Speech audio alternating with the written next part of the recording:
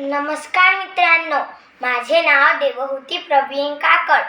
मी 3रा ब वर्गात शिकते.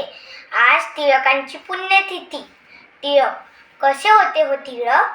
मनुष्याने काय केलं, मनुष्य काय झाला यापेक्षा मनुष्य काय आहे हे जास्त महत्त्वाचं आहे. असे आदर्श व्यक्तिमत्व म्हणजे माझे टिळक. देशाच्या कामासाठी हा मनुष्यरूपी देह झिजविला पाहिजे.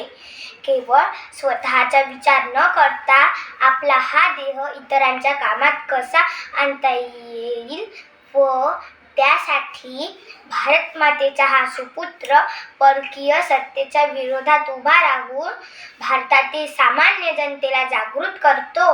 परिणामी भारतीय असंतोषाचे जनक हे संबोधनही त्यांना लाभले.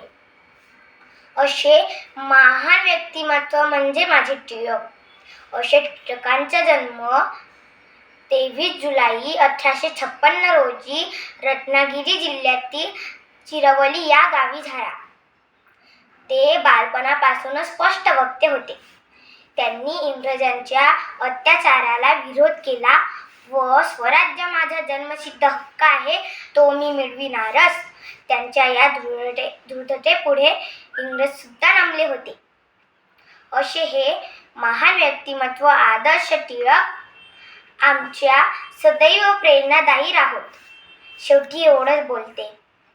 तव स्मरण सतत स्फुरणदायी आम्हा ठरो, त्वदीय गुण कीर्तन ध्वनी सुरम्य करणी पडो.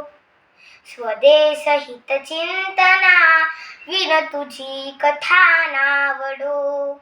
तुझ्या समची आमची तनु ही देश कार्ये पडो. धन्यवाद.